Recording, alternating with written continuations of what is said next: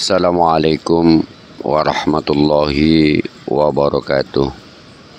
Pemirsa YouTube yang budiman, pada kesempatan kali ini marilah kita bersyukur kepada Allah Subhanahu wa taala yang mana sampai detik ini kita mendapatkan ridhonya serta rahmatnya sehingga kita masih bisa menghirup udara yang sangat bebas. Kita bisa menentukan nasib kita dan menentukan takdir kita dengan selalu bersyukur kepada yang memberi, yaitu Allah Subhanahu wa taala. Pemirsa, pada kali ini saya kepingin mengungkapkan atau memadukan dua pendapat tokoh nasional, yaitu yang pertama pendapatnya Ustadz Adi Hidayat tentang kisah Adam dan iblis, dan satu sisi lagi ada tokoh nasional yang biasa dikenal dengan nama Mbah No yang sangat lantang dan sudah terkenal di beberapa YouTube-nya untuk membedah pembaharuan pemikiran modernnya tentang ketauhidan, di mana satu sisi Ustadz Adi Hidayat menceritakan kronologi bagaimana Adam diciptakan, bagaimana iblis mempengaruhinya, dan bagaimana sehingga manusia harus meniru tingkah lakunya Adam. Tetapi satu sisi Ustadz Adi Hidayat tidak menyampaikan risalah apa sebenarnya yang dibawa oleh Adam, dan dengan maksud apa Allah Subhanahu wa taala menurunkan Nabiullah Adam alaihissalam ke muka bumi. Untuk apa sebenarnya tidak dijelaskan, tetapi sejarahnya diruntutkan bagaimana Adam mulai diciptakan, untuk apa, dan bagaimana kemudian iblis juga demikian, sehingga mempengaruhi ke dalam kejiwaan manusia. Tetapi satu sisi tokoh nasional yang terkenal dengan nama Mbah No membedah risalahnya Adam, bagaimana Adam diciptakan dan bagaimana Adam sebagai khalifah di muka bumi ini harus berbuat apa, dan kita selaku anak cucu Adam harus bagaimana meneruskan risalahnya Adam. Itu diungkap tuntas oleh Mbah No dengan dalil-dalil Al-Qur'annya. Saudaraku pemirsa YouTube yang budiman, tentunya dari dua pendapat tokoh ini kita bisa menilai dan kita juga bisa menggabungkan, tetapi tidak harus disalahkan, karena inilah khazanah negara kita. Kita bebas menyampaikan apa saja dan kita bebas berpendapat apa saja, tetapi ingat, nalar kita yang bisa menilai di mana kebenaran, hati kita bisa menilai di mana yang harus kita lakukan. Mungkin itu saja yang bisa saya sampaikan. Selamat menikmati. Salam waras, salam sehat. Semoga kita selalu dalam lindungannya Allah.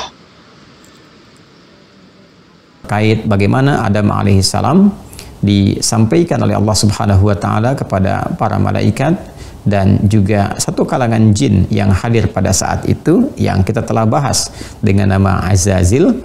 Referensi yang kita ambil dari kitab Al-Bidayah wan Nihayah jilid pertama karya Al-Imam Ibnu Katsir rahimahullah. Seperti kami terangkan sebelumnya, bahwa bumi yang sudah tercipta itu dihuni pertama kali oleh kalangan jin yang mulanya diberikan kesempatan oleh Allah untuk berkehidupan di bumi itu, namun banyak berbuat kerusakan, pertumpahan darah, yang dengan itu kemudian Allah Subhanahu wa taala menginformasikan kepada kalangan malaikat bahwa Allah akan berkenan menghadirkan makhluk baru yang membawa risalah penyempurna, kemuliaan, pemakmur yang saling menggantikan sekaligus menggantikan wujud keberhidupan jin dan keberaktivitasan jin yang ada di bumi pada masa itu.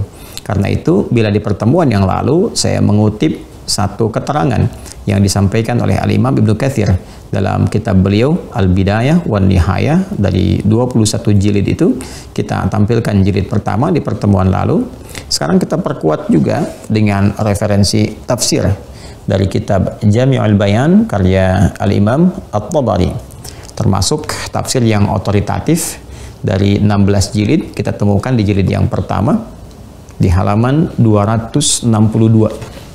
Jilid pertama halaman 262. Di sini beliau menukil pendapat keterangan Ibnu Abbas radhiyallahu taala anhuma dan beberapa pakar-pakar yang lain ahli Al-Quran dari kalangan sahabat ridwanullah alaihim jami'an ataupun juga kalangan-kalangan tabi'in. Semoga Allah merahmati seluruh mereka dengan rahmat yang sempurna tentunya. Kita ingin kuatkan dulu supaya tercitra pemahaman yang utuh di benak kita, dalam pemahaman kita semua tentang bagaimana suasananya ketika Adam diberikan risalah itu, misi itu, dan diperkenalkan risalah ini, misi utama ini di bumi kepada malaikat dan juga jin yang tempo lalu telah kami infokan disebut dengan Azazil, yang di dalam keterangan Al-Bidayah wan Nihayah diambil itu salah satunya ke alam langit. Ya, di antara tujuannya kemarin kita sampaikan boleh jadi dikehendaki untuk belajar dari keutamaan malaikat, tingkat ubudiyah yang sangat sempurna, la ya'sunallaha ma amarahum wa yaf'aluna ma yu'marun, mengerjakan perintah dengan sempurna, tidak bermaksiat kepada Allah.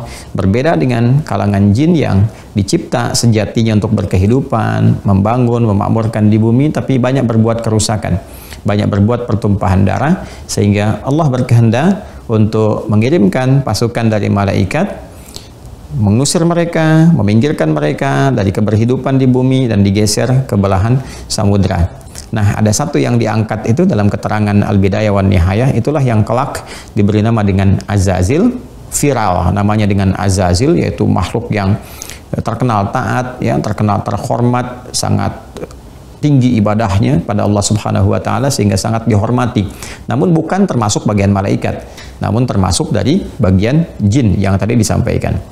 Nah, kisah jin yang pernah menghuni bumi sebelum manusia itu ini diperkuat juga di kitab Jami'ul Bayan di jilid pertama di halaman 262, dan ini kitab tafsir, termasuk kitab yang jadi rujukan para ulama pula untuk menyampaikan pesan-pesan kuat di dalam Al-Quran Al-Karim.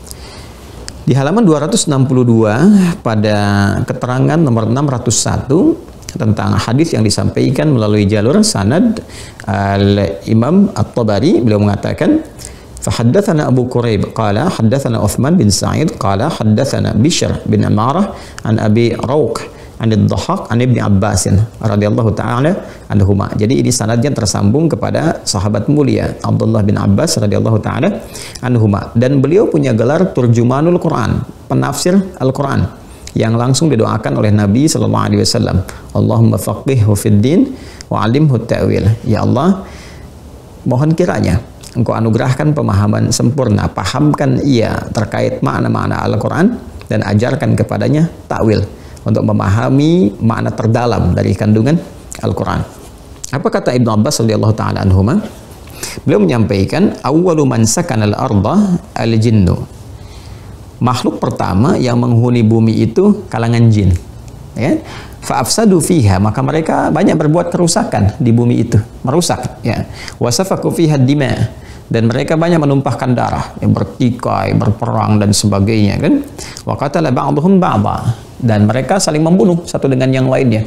Jadi ini untuk menguatkan informasi bahwa sebelum bumi ini dihuni oleh manusia, ada kalangan jin yang berkehidupan namun banyak berbuat tindakan-tindakan yang anarkis di dalamnya, banyak merusak, banyak menumpahkan darah, sehingga Allah Subhanahu wa taala berkenan mengutus malaikat untuk bisa menertibkan tindakan-tindakan mereka itu dan menggeser aktivitas mereka ke arah samudra. Bahkan nanti ada keterangan juga, sebagian juga diarahkan ke puncak-puncak bukit atau puncak-puncak gunung. Nanti kita akan sampai ke keterangan itu. Nah, dalam situasi inilah kemudian Allah Subhanahu wa taala ingin memberikan pelajaran baik kepada malaikat, kepada jin, tentang model bagaimana cara memakmurkan bumi itu, cara menyempurnakan perintah Allah Subhanahu wa taala, cara mengendalikan nafsu supaya tidak berbuat kerusakan, cara mengatur kehidupan, memanage keadaan supaya terukur mengikuti petunjuk Allah. Maka diberikanlah role model yang paling utama yang disebut dengan manusia itu, bashar itu, insan itu, ins itu, yang akumulasi keseluruhannya tergabung menjadi Adam alaihissalam. Dari nama Adam inilah kemudian berbagai karakter manusia, karakteristik yang bersemayam dalam jiwa kita semua hadir dan terwakili dari satu nama ini. Karena itu dalam hadis riwayat Muslim nomor hadis 2996, ketika Sayyidah Aisyah radhiyallahu taala anha ummul mukminin bertanya kepada Rasulullah sallallahu alaihi wasallam tentang materi penciptaan malaikat, maka dijawab oleh Nabi sallallahu alaihi wasallam dengan 3 jawaban utama untuk malaikat, untuk jin, untuk manusia. Khuliqatil malaikatu min nur, malaikat diciptakan dari cahaya, kata Nabi sallallahu alaihi wasallam, atau kama qala Rasulullah sallallahu alaihi wasallam, wa khuliqal jan min marijim min nar, sedangkan jin diciptakan dari api yang bergolak. Wa khuliqa adamu mimma wusifa lakum, dan Adam alaihissalam diciptakan, kata Nabi sallallahu alaihi wasallam, dari akumulasi karakteristik yang melekat pada kalian. Itu yang kita bahas di pertemuan lalu dengan materi-materi tanah yang beragam itu. Ya, dari warnanya, dari ragamnya, ada tinun lazib, ada kemudian turab, itu kan, ada solsal. Nah, akumulasi semua ini itu yang melahirkan karakteristik sifat kita. Yang kemarin saya terangkan, mohon dirujuk kembali materi lalu tentang asal nama al-ins, al-insan, bashar, dan turunan-turunan yang lainnya. Inilah yang menjadi rahasia ketika Adam ditetapkan oleh Allah, seperti kemarin kami sampaikan, sebagai khalifah. Makna khalifah di sini para ulama menyampaikan, satu adalah pengganti dari tugas keberhidupan yang pernah dilakukan diemban oleh jin saat berkehidupan di bumi dan tidak berhasil, maka Allah turunkan role model yang sempurna lewat tugas manusia ini. Maka disebut khalifah dari kata khalafa yakhlufu, yang menggantikan tugas makhluk sebelumnya yang berkehidupan. Dari kata khalifah ini pula ada makna yang kedua. Maknanya kehidupan yang saling menggantikan juga. Jadi tugasnya menggantikan, membawa kewenangan yang ditugaskan oleh Allah Subhanahu wa taala untuk menggantikan misi jin yang sebelumnya tidak sukses. Kemudian hidup manusia ini pun akan saling menggantikan. Ya, fa khalafa ba'duhum ba'dha, maka satu dengan yang lainnya akan saling menggantikan. Ayah meninggal, lahir anaknya, anak meninggal, diteruskan cucunya, demikian seterusnya, generasi berganti sampai kehidupan berakhir. Dan yang ketiga, khalifah itu juga punya arti yang diberikan kewenangan atau otoritas untuk membangun, memakmurkan. Ini nanti yang kita baca juga teman-teman sekalian dalam satu riwayat yang disampaikan oleh para ulama kita di keterangan-keterangan tafsir. Termasuk di dalam tafsir At-Tabari ini pun kita akan temukan bahwa ketika Allah menyampaikan inni ja'ilun fil ardi khalifah, aku akan tetapkan satu makhluk baru membawa misi yang luar biasa, yang sempurna, ditunjuklah kemudian sebagai pengganti kalangan jin ini manusia. Khalifah, sebagai khalifah, maka di antara tafsirnya adalah diberikan kewenangan oleh Allah, otoritas untuk memakmurkan. Liya'mura fil ardi, membawa kemakmuran, kesuksesan, ketentraman, kesejahteraan, keharmonisan dalam berkehidupan di muka bumi. Jadi dari 3 ini mengganti tugas-tugas yang pernah diemban oleh jin namun tidak sukses, hidup saling berganti di generasi manusia itu, dan membawa satu kewenangan yang diberikan oleh Allah untuk memakmurkan, membangun, menyukseskan, menenteramkan, dan mengharmonikan kehidupan di bumi.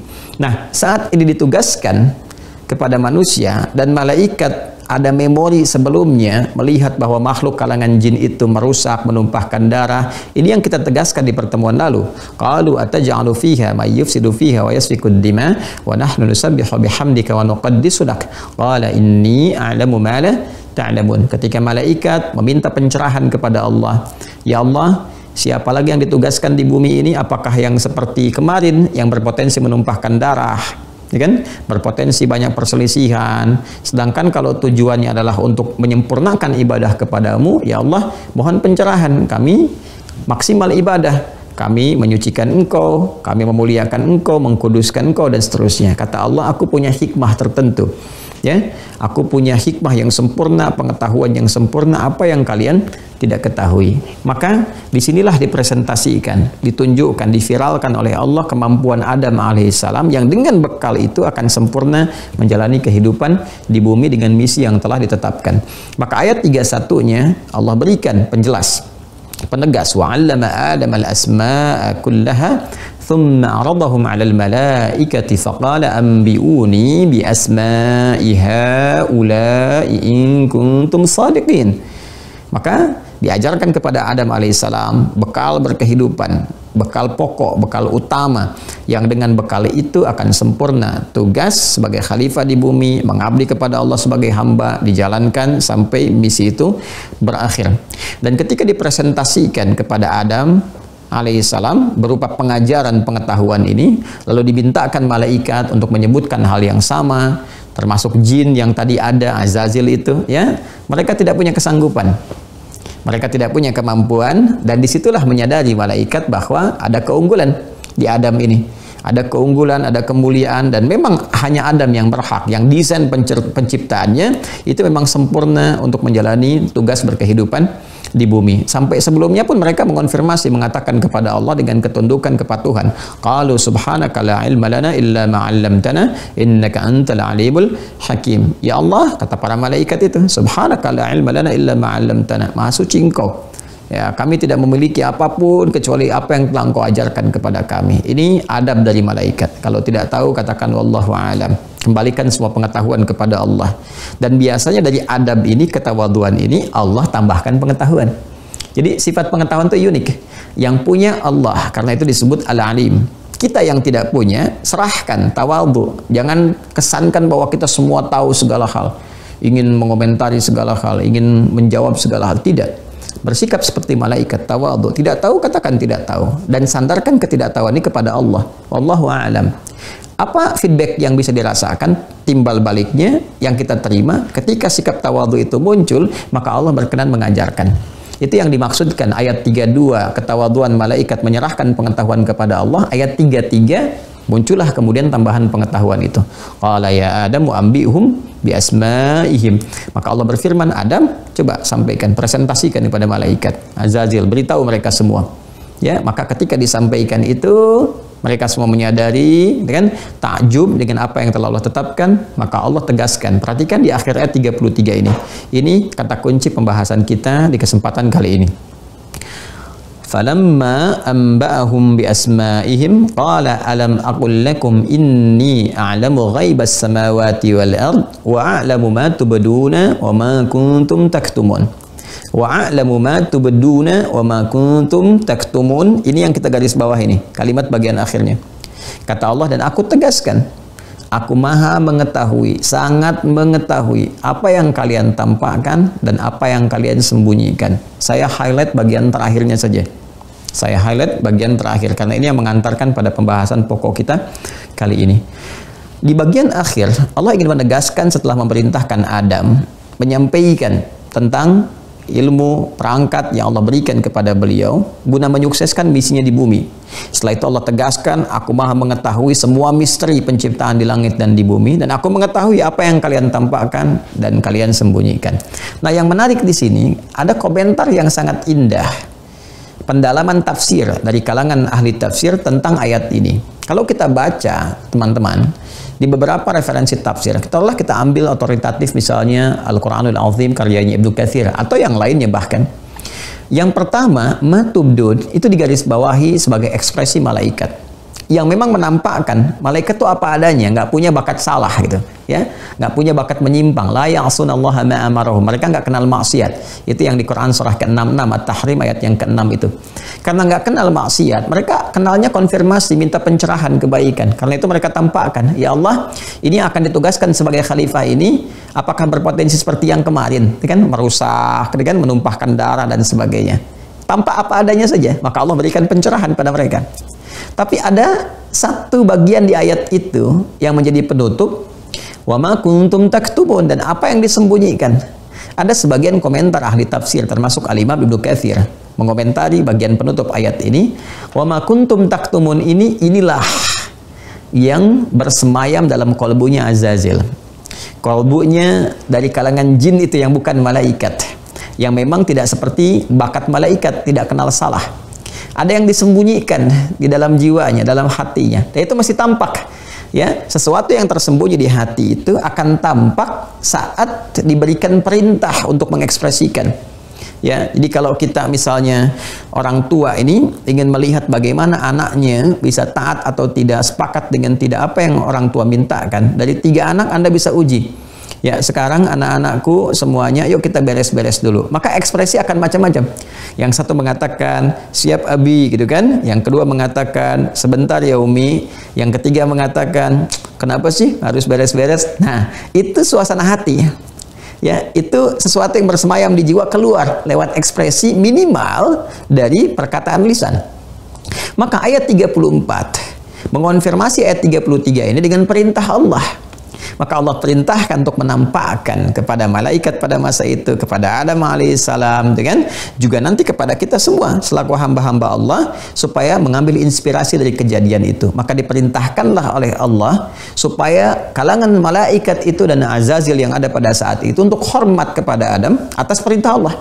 Nah, jadi inilah hikmah perintah Allah, hormatnya malaikat dan Azazil yang diperintahkan pada saat itu bukan hanya sekedar untuk menunjukkan kepatuhan pada perintah Allah, tapi menampakkan hikmah kepada kita tentang suasana yang bersemayam dalam jiwa. Jadi ada inspirasi kalau Anda ingin mengetahui tentang keadaan sesuatu yang bersemayam dalam jiwa, uji dengan ekspresi, uji dengan perintah kalau Anda atasan, uji dengan ajakan kalau itu teman. Ya, kalau dia cenderung tidak suka, ekspresi nggak nyaman, berarti ada sesuatu yang tersimpan dalam jiwanya dan itu belum tuntas diuraikan. Maka muncullah perintah di ayat 34. Wa idh qulna lil malaikati isjudu li Adama fasajadu illa iblis aba wastakbara wa kana minal kafirin. Maka dengan keagunganku, kata Allah. Nah, di situ jangan diartikan bentuk jamak menunjuk kepada Allah, bukan. Kalau terkait uluhiyah selalu tunggal. Wa ma khalaqtu, khalaqa itu kembali kepada Allah, wa ma khalaqtul jinna wal insa illa liya'budun. Tapi kalau sesuatu menunjuk pada rububiyah, perawatan, penampakan keagungan, penguasaan pada semesta, Allah menampilkan keagungannya dengan bentuk ta'zimun nafsi li ta'zimi sya'ni. Itu sudah rumus dalam bahasa Arab. Jadi gunakan kaidah gramatikal bahasa Arab untuk memahami segala ungkapan yang diungkapkan dalam bahasa Arab. Dan Quran itu paling fasih bahasa Arabnya. Dan itu sumber gramatikal. Karena itu cara mengartikannya ta'zimun nafsi li ta'zimi sya'ni. Menunjukkan satu informasi yang besar dan mengantarkan itu dengan keagungan yang menyampaikannya. Jadi kalau kita terjemahkan wa idh qulna lil malaikati isjudu, dan ketika dengan keagunganku, kata Allah, aku firmankan, aku perintahkan. Artinya perintah Allah ini agung. Saking agungnya Allah menghadirkan zatnya, keagungannya sebelum mengawali perintahnya. Aku perintahkan dengan keagunganku semua malaikat dengan Azazil sujud hormat kepada Adam. Ini perintahnya. Jadi sujudnya bukan sujud penyembahan tapi hormat. Fasajadu, maka semua hormat. Ya, semua hormat karena perintah Allah. Illa iblis, kecuali iblis. Aba, dia enggan untuk hormat, wastakbar, dan dia sombong. Ya, wa kana minal kafirin, dan termasuklah dia yang terhalang pada masa itu. Ya, kafirin kan dari kata kafara. Ya, kafara yakfuru, pemiliknya disebut kafir, jamaknya kafirun, kafirin. Ya, yang terhalang, yang terkafir. Apa yang menghalangi dia? Kan? Nah, pertanyaan besarnya, siapa iblis ini? Ya kan? Malaikat semua sujud kecuali iblis. Siapa iblis ini? Nah, diduga kuat iblis inilah, teman-teman sekalian, Azazil yang bertransformasi menjadi iblis. Kenapa berubah menjadi iblis? Kan? Padahal dia kan makhluk yang terhormat, kan? Makhluk yang tadinya rajin ibadahnya dari kalangan jin tadi. Ya, dari kalangan jin yang kita sebutkan kisahnya di awal itu. Nah, kenapa berubah demikian? Sehingga disebut oleh Allah Subhanahu wa taala dengan iblis. Tahu dari mana kalau indikasi iblis ini menunjuk kepada Azazil yang dari kalangan jin, bukan malaikat? Nanti dikonfirmasi di Quran surah ke-18 Al-Kahf di ayat 50. Dengan kalimat yang sama pembukaannya, namun di sini di ayat 50 surah Al-Kahf menunjuk kepada asal mulanya, genealoginya, siapa iblis ini. Pembukanya sama dengan ayat 34 surah Al-Baqarah, wa idh qulna lil malaikati isjudu li Adama fasajadu illa iblis. Hanya di ayat 50 surat Al-Kahf Allah jelaskan kana minal jinni fa fasaqa an amri rabbi. Iblis ini yang dari kalangan jin, jadi bukan kalangan malaikat. Jadi yang malaikat gak kenal salah, ekspresinya apa adanya, terbuka. Fasajadu, mereka sujud hormat atas perintah Allah. Jadi yang iblis ini kana minal jinni, ini yang dari kalangan jin. Sedangkan kalangan jin yang ada pada masa itu, itulah Azazil. Kenapa disebut iblis? Nah ini dia. Ya, kalau kita menggali kepada asal katanya iblis ini, ya kita bisa temukan. Ya, ini kan seakar semua dari akar katanya. Baik menggunakan kata hamzah, ba, lam, kemudian ya dan sin, itu juga seakar dari lam, ba dengan sin pada akar mulanya yang 3 huruf. Ya, jadi kalau kita ingin mengambil kata labisa misalnya menjadi libas, menjadi pakaian. Ya, kalau kita ingin katakan libas, pakaian yang menutup ya bagian tubuh sehingga yang tidak baik tertutupi. Jadi kalau yang tidak baik tertutupi sehingga yang tampaknya yang baik, yang tidak baiknya ditutup, itu libas namanya. Ya, walibasu taqwa dzalika khair. Tapi kalau dibuka itu yang tidak baiknya, ya menutup yang baiknya. Ya, yang baik itu ada tadinya tampak, ditutup oleh yang tidak baik. Nah, itu iblis namanya. Ya, jadi seakan Allah merubah namanya dari yang terhormat menjadi yang terlaknat, yang tertutup kebaikannya itu dengan keburukan. Jadi kamu ini udah bagus ya, tipikalnya udah berbeda dengan jin yang tadinya suka bikin ulah, bikin ribut, menumpahkan darah ya, bertindak kriminal dan sebagainya, sering bersengketa.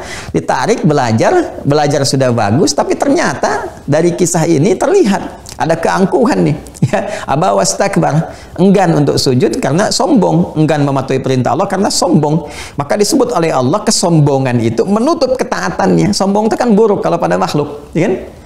Ya, ketika tertutup ini menjadi buruk, taatnya nggak muncul, jadi fasik dia karena kesombongannya itu, maka Allah menyebutnya dengan iblis, tertutup kebaikannya dengan keburukannya. Ya. Dan ada fakta menarik. Fakta menarik ini diungkap juga oleh Al-Imam At-Tabari dalam tafsirnya ini, jilid yang pertama halaman 262. Disebutkan oleh beliau, ternyata iblis yang sempat ikut ini sebelumnya jadi Azazil ini, itu juga pernah ya diperintahkan oleh Allah Subhanahu wa taala, bahkan karena ketaatan tadinya baik itu diperintahkan untuk ikut dalam pasukannya malaikat itu yang melakukan penyisiran kalau bahasa kita sekarang ya, meneruskan untuk meminta atau mengarahkan atau bahkan mengusir ya kalangan-kalangan jin yang masih ngeyel itu untuk diteruskan ke samudra ya, dengan bagian-bagian puncak-puncak gunung atau puncak-puncak bukit ya. Kalau kita teruskan bacaannya teman-teman sekalian, ini masih di nomor 601. Qala faba'athahu Allahu ilaihim iblisa fi jundin minal malaikati. Maka Allah Subhanahu wa taala dan kemudian memerintahkan, mengutus ini yang tadi yang disebut iblis itu yang masih Azazil ya kan, bergabung bersama kalangan malaikat untuk apa? Ya, untuk melakukan penyisiran tuh, sampai yang masih ngeyel jin-jinnya disebutkan di sini faqatalahum iblis wa ma'ahu hatta alhaqahum bijazairil bahr bijazairil bukhur, karena di sini mudhaf ilaih maka a-nya berubah jadi kasrah, hatta alhaqahum bijazairil bukhuri wa atrafil jibali. Ini menarik teman-teman ya. Kemudian dilakukan penyisiran, yang masih ngeyel bahkan diperangi oleh iblis ya, sampai ada jin yang dibunuh sendiri oleh iblis, disisir oleh malaikat, sampai kemudian mereka sudah menghuni bagian-bagian samudra, laut-laut terdalam, atau nanti atrafil jibal ya, di puncak-puncak gunung. Makanya hati-hati nih ya kalau yang sedang naik-naik gunung dan sebagainya itu ya. Ini pasti aja nih ada hal-hal yang terkait dengan mistis ya, dengan jin, dengan macam-macam ya. Ini pasti teman-teman yang pendaki punya pengalaman-pengalaman tuh ya. Atau ada juga yang diving misalnya sampai ke laut, kedalaman, atau ekspedisi samudra tertentu. Nah, itu juga ada doa-doa tertentu, baik di lautan ataupun di daratan ke puncak-puncak, ada doa-doa tertentu sehingga tidak langsung bersentuhan dengan kehidupan jin-jin tertentu yang sifatnya boleh jadi bukan jin-jin yang halus perilakunya, walaupun makhluk halus tapi belum tentu perilakunya halus. Nah, ini terjadi hanya karena tadi tersimpan dalam jiwa terdalamnya. Ini yang mungkin kita tampilkan. Kenapa kesombongan ini muncul? Nah, boleh jadi terbaca dalam situasi ini bahwa Azazil ini merasa dia sudah lebih baik, sudah mendekati sifat malaikat, kan? Yang taat, maksudnya beribadah kepada Allah, banyak mendekat, banyak berzikir, bahkan pernah bertugas juga dengan malaikat menyisir kalangan jin-jin itu sehingga ke samudra, ada yang di puncak gunung dan sebagainya, bahkan membunuh kalangan jin yang masih ngeyel dan seterusnya, gitu kan? Nah, guna menaati perintah Allah untuk mensterilkan bumi, gitu kan? Dari sifat karakteristik seperti itu. Nah, merasa bahwa dengan kemampuan yang sudah lebih bagus, lebih hebat, lebih baik, ya, misi khalifah itu dia rasakan seharusnya dia ngambil. Baik, dan bisa menggantikan dari gennya, masih gen jin, kan, yang sebelumnya tidak maksimal. Dia merasa ini kewajaran bagi dia, ya, ini tugasnya dia, ini keutamaannya dia, kan. Bukan harus Allah menciptakan makhluk baru yang bernama Adam dan seterusnya. Ini merasa dalam jiwa dia, maka dia yang lebih berhak dari situ. Nah, dari mana diketahui? Ini langsung dimunculkan oleh Allah sehingga terdengar langsung di lisannya iblis itu sendiri. Inilah dahsyatnya Allah kalau mengajarkan kepada kita. Jadi nggak bisa ngeles makhluknya. Ya, nggak bisa berkata, ya Allah itu kan boleh jadi firman-Mu saja, gitu kan? Nggak bisa seperti itu. Ya, apalagi dengan bahasa-bahasa misalnya dalam gambarannya Allah. Tidak. Allah menampakkan kepada kita real hak. Semua yang bersumber dari Allah itu hak. Al-haqqu min rabbika fala takunanna minal mumtarin. Maka dikonfirmasilah di Quran surah ke-7 Al-A'raf di ayat ke-12. Qala ma mana'aka alla tasjuda idh amartuk. Di sini. Ya. Hey, dikonfirmasi langsung oleh Allah supaya terdengar. Allah sudah Maha tahu, makanya di Al-Baqarah ayat 34-nya aba wastakbar, dia nggak mau hormat itu karena sombong. Allah sudah tahu, untuk mengonfirmasi ilmunya Allah langsung disampaikan di lisan iblisnya. Hey iblis, kenapa engkau tidak mau hormat sujud kepada Adam? Ya. Dan itu perintahku. Idh amartu, ketika aku perintahkan engkau, itu bukan karena hormatnya, tapi karena perintahku. Maka apa yang keluar di lisan iblis itu? Ya, ana khairum minhu, khalaqtani min narin wa khalaqtahu min tin. Aku lebih hebat dibandingkan dia. Kau ciptakan aku dari api, kan? Sedangkan kau ciptakan dia dari tanah, gitu. Maka tidak level, yang tercipta dari api mesti hormat kepada yang tercipta dari tanah. Nah, inilah kesombongan yang muncul. Sekam yang ada dalam jiwanya, merasa lebih pantas, dan sekarang harus dilampaui oleh makhluk baru, mengalahkan golongan jin dengan tugas yang istimewa itu, dan dia merasa seharusnya dia yang muncul dan sebagainya. Tertutuplah hasil dari ibadah yang panjang itu, ketaatan itu oleh satu kotoran yang berupa kesombongan yang diambil oleh makhluk bernama iblis itu. Maka hilanglah sifat-sifat penghambaan, pengabdian, dan celakanya kesombongan yang sengaja diterapkan oleh makhluk itu bisa menutup pintu hidayah, menutup hidayah. Makanya kafirin wa kana minal kafirin, tertutup, tercover. Ya, jadi peluang hidayah itu tercover, tertutup oleh kesombongannya itu. Ya, makanya ketika Allah berikan peluang sebetulnya untuk tobat, dia nggak tobat. Dia nggak tobat, itu persoalannya. Karena apa? Sombong. Karena itulah sejak itu Allah mengharamkan kesombongan, dilekatkan pada pakaian manusia. Dan jelas dalam hadis qudsi, keagungan itu jubahku, kata Allah. Siapa yang berupaya mengenakan jubahku dalam kehidupannya, maka aku haramkan surga untuknya.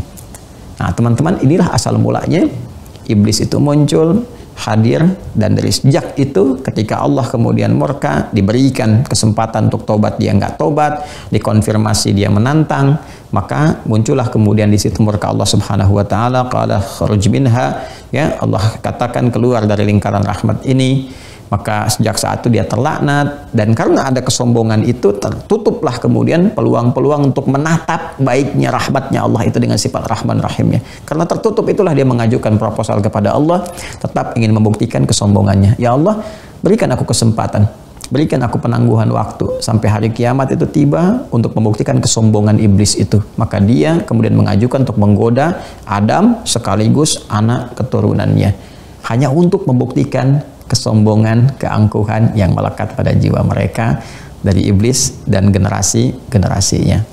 Nah, bagaimana kisah selanjutnya? Seperti apa pembuktian ini dihadirkan? Dan bagaimana Allah memberikan hukum keadilan kepada Adam dan keturunannya untuk waspada dari godaan-godaan iblis yang sudah mengajukan proposal dendam kesumat yang membara itu kepada Adam dan generasinya. Insya Allah itu akan kita bahas di pertemuan berikutnya. Hikmah yang bisa kita ambil di pertemuan kali ini, maka waspadalah, jangan menganggap amal kita yang terasa banyak sudah cukup untuk menghadap Allah dalam kebaikan. Iblis selalu mengintai. Boleh jadi ada satu bagian kesombongan yang bisa menggugurkan amalan. sombong bukan hanya tidak baik, tapi mencelakakan. Apapun yang kita cermati, apapun yang kita dapati, kita kerjakan, tugas yang diamanahi, jauhkan dari kesombongan. Ada ilmu, jangan jadi ilmuwan yang sombong, ulama yang sombong, ustadz yang sombong, merasa benar sendiri, merasa paling hebat, yang lain salah semua. Hati-hati, iblis pernah celaka dengan sifat itu. Ada pejabat yang sombong, merasa yang paling punya kedudukan, paling berkuasa, paling hebat. Hati-hati, iblis pernah celaka dengan kesombongan itu. Ada hartawan yang sombong, merasa paling kaya, merasa bisa melakukan apapun dengan hartanya. Mesti hati-hati, karena iblis pun pernah celaka dengan kesombongan itu. Maka apapun yang Allah titipkan kepada kita, syukuri, tetap rendah hati. Dari Risalah Adam. Dari Risalah Adam, sifat keakuan Nabi Adam, sifat aku sebagai manusia, awalnya belum ada. Awalnya belum ada. Adanya sifat keakuan dikala Allah menghendaki Adam menjadi manusia dan dilantik menjadi khalifah. Jadi asal usul aku adalah dari zat yang maha memelihara, yang diberikan kepada manusia dalam takdir yang sudah diberikan oleh Allah kepada hambanya.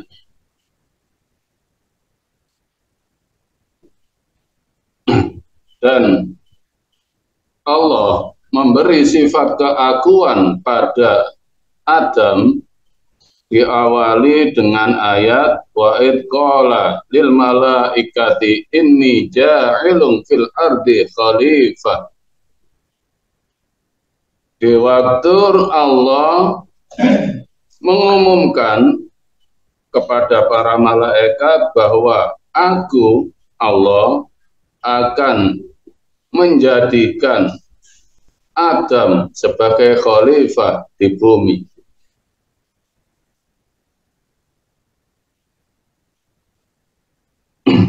Dan untuk mendidik Adam dalam menerima amanah dari Allah menjadi khalifah, di sifat keakuan Adam yang dilantik oleh Allah sebagai Rasul pertama, Allah membekali pengetahuan. Allah membekali pengetahuan untuk kehidupan Nabi Adam setelah diberi amanah oleh Allah menjadi khalifah sebagai hamba keakuan yang menghambakan diri kepada Zat yang Maha Kuasa. Dengan cara Allah memberi pengetahuan wa 'allama Adamal asma'a kullaha. Jadi sifat keakuan itu dari Allah diawali dengan pengetahuan dari Allah. Dan semua anak Adam mengenal keakuan dirinya itu pun dari pengetahuan yang diberikan oleh Allah pada anak-anak Adam. Nah, pengetahuan ini tidak diberikan Allah kepada selain Adam dan anak cucunya. Karena di situ wa 'allama Adamal asma'a. Nabi Adam setelah diberi keakuan menjadi rasul, di situ Nabi Adam diberi pengetahuan atas asma, sifat-sifat kemahaan Allah. Biar Nabi Adam saat ini sampai ke depannya dalam membawa akunya tetap bersama Allah tetap bersama yang maha memelihara, tidak bersama jabatannya, tidak bersama pengetahuannya. Makanya Nabi Adam diawali oleh Allah dengan mengenal kemahaan Allah. Wa 'allama Adam al-asma'a kullaha, semuanya. Jadi di situ briefing peringatan untuk Nabi Adam, kamu akan saya jadikan khalifah. Saya memberikan pengetahuan kepadamu Adam dengan asma'akullah, nama-nama, asma'ul husna, kemahaan Allah.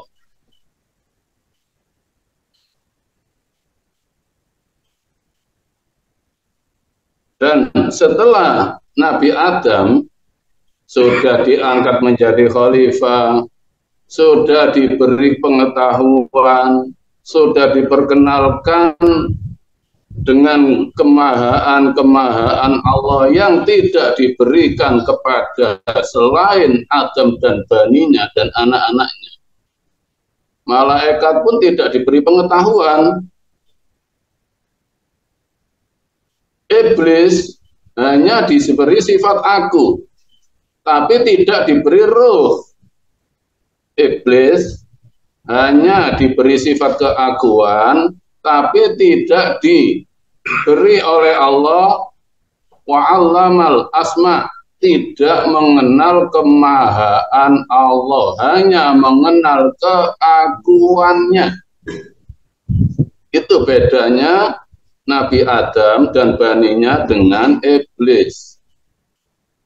Kalau kita anak Adam mengenal keakuan dan mengenal kemahaan Tuhan. Kalau iblis hanya mengenal keakuan, tidak mengenal kemahaan. Kalau diri kita merasa menjadi anak Adam, otomatis ya meniru bapaknya. Hidupku selalu bersama yang maha memeliharaku, bukan aku memelihara diriku.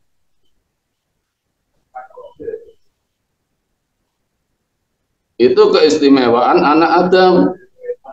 Malaikat tidak punya aku dan tidak mengenal kemahaan, hanya fungsi aja. Difungsikan oleh Allah untuk jalan Allah membimbing hati manusia. Itu fungsi malaikat.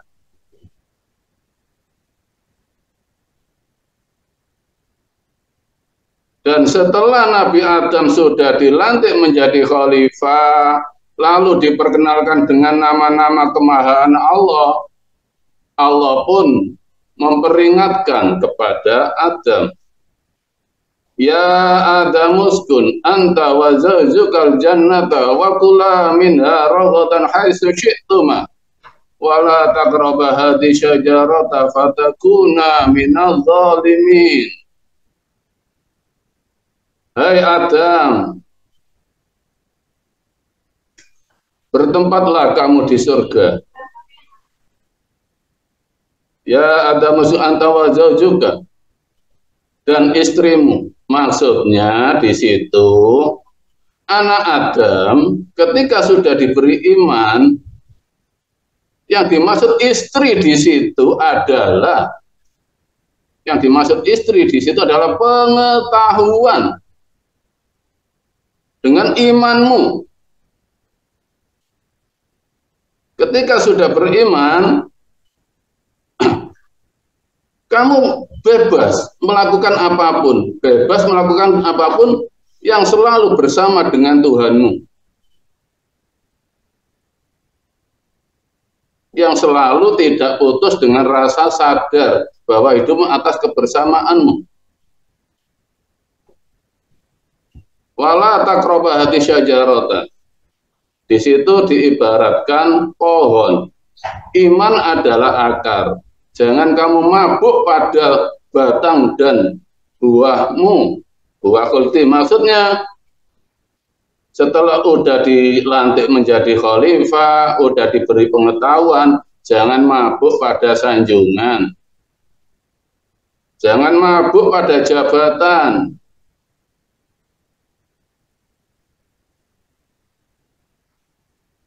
Namanya pengetahuan apabila putus dengan akarnya, fa'azallahu masyaitanu anha, di situ peran setan mulai berperan untuk menggoyang pengetahuan kita sehingga kita termakan buah khuldi. Jadi terusirnya keimanan kita karena hawa, keakuan yang tidak kembali ke yang maha memelihara. Tapi itu semua sudah proses dari Allah sebagai contoh.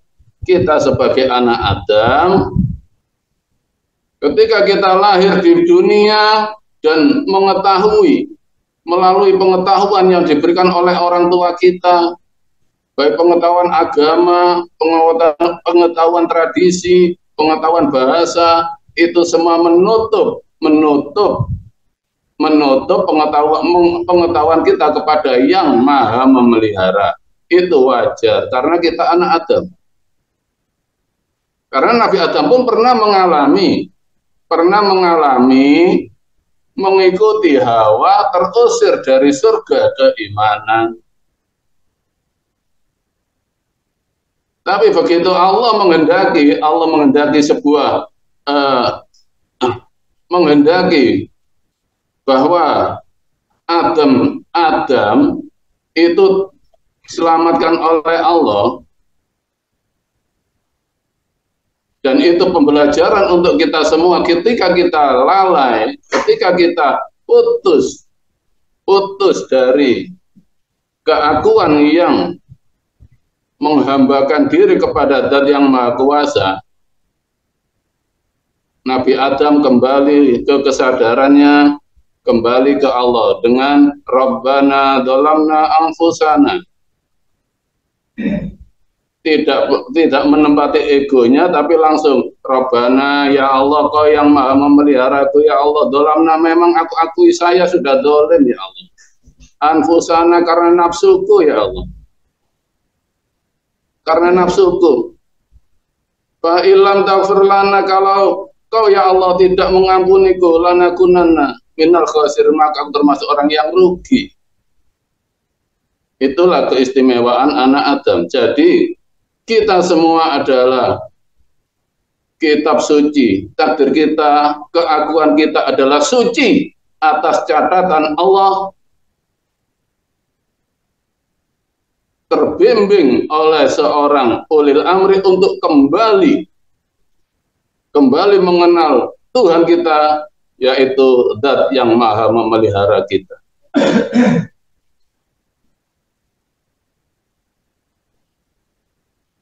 Kitab kita adalah suci. Keakuan kita ini adalah pemberian Allah. Aku kita ini adalah suci. Ketika sadar untuk kembali ke yang maha memelihara, yang menghendaki kita hidup. Itu catatan singkat risalah Adam. Lalu risalah Nabi Musa. Di saat Nabi Musa ini yang ada dalam Al-Quran, bukan dongeng kitab selain Quran. Risalah yang ada dalam Al-Quran, tidak dalam cerita selain Al-Quran. Risalah Musa, di saat Nabi Musa haus dan umatnya dikejar-kejar oleh Fir'aun, haus. Di situ Nabi Musa menggunakan tongkatnya. Maksudnya, dikala kita ini tidak diberi oleh Allah kefahaman, tidak diberi Allah pengertian, yang kok sulit ya, seakan-akan menuju Allah sulit, gunakan tongkatmu, lurusmu menghadap Allah. Fanfajarat fadrib bi asokal hajar. Pukulkan tongkatmu. Percaya kepada Allah. Tancapkan rasa percaya kepada Allah. Hanya Allah yang mampu menolong. Hanya Allah yang aku sembah. Disitulah fanfajarat min husnata asrata aina. Akan keluar 11 sumber dari hati kita. Yang diibaratkan oleh Sunan Kalijaga tembang mocopat. 11 sumber. Mas kumambang mijil sinom kinanti asmarandono gambo dandang gula pangkur durmo megatro pucung.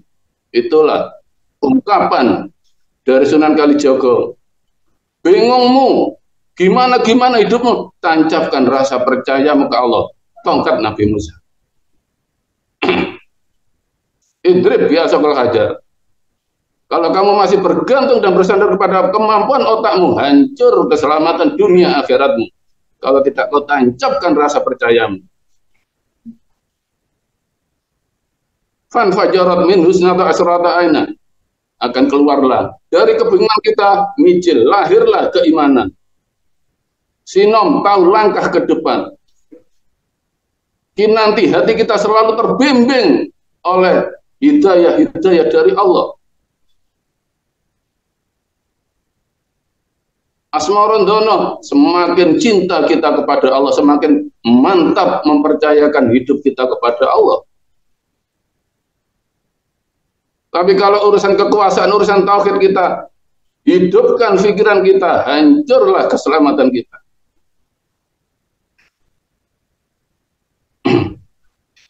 Lalu di saat Nabi Musa, jadi cerita Al-Quran itu jangan menjadi dongeng aja. Ciptakan ketauhidan pada diri kita. Bedah. Al-Quran bukan hanya untuk dibaca, bukan hanya untuk dongeng, tapi untuk perilaku ketauhidan kita. Dibarkan Nabi Musa bingung cari air, haus. Tancapkan lurusmu kepada Allah. Aqimis sholata lidzikri. Lurus kepada Allah untuk sadar bahwa Allah lah yang mampu menolong kita. Muncullah sumber kemurnian untuk bertuhan.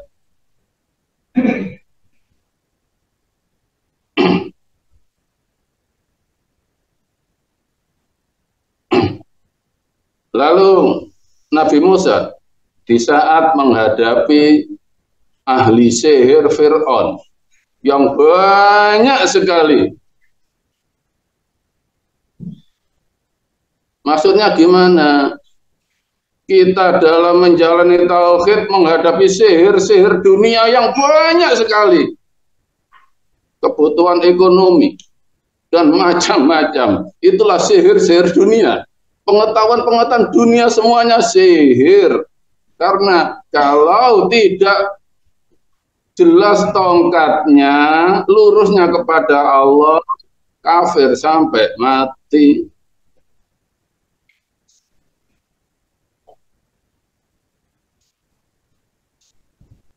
Tetap simbol Nabi Musa tongkatnya, lurusnya ke Allah menghadapi sihir-sihir. Ya Allah, inna sholati, hidup dan matiku milikmu ya Allah. Langsung hancurlah semua pengetahuan-pengetahuan iblis, sihir-sihir dunia. Tapi tidak meninggalkan dunianya. Keakuan yang terbimbing pada keimanan ketika bersandar dan bergantung kepada yang maha memelihara. Jadi tidak hanya dibaca serunya ceritanya, umpama ini divisualkan, tukang sihir Fir'aun menciptakan ular kecil-kecil dibuat komik, lalu aduh dongeng, kapan menjadi keimanan? Dunia inilah dunia sihir. Kita tersihir oleh ilmu pengetahuan kita. Aku jadi lurah, aku jadi presiden, aku jadi camat. Itu semua sihir. Ketika kehilangan lurusmu, tongkatmu kepada Allah. Tongkat ini loh sifat kebersamaan dengan yang maha memelihara.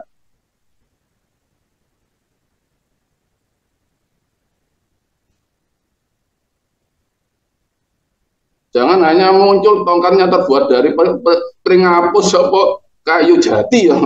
Ngapain? Lurusmu ini lo tongkat.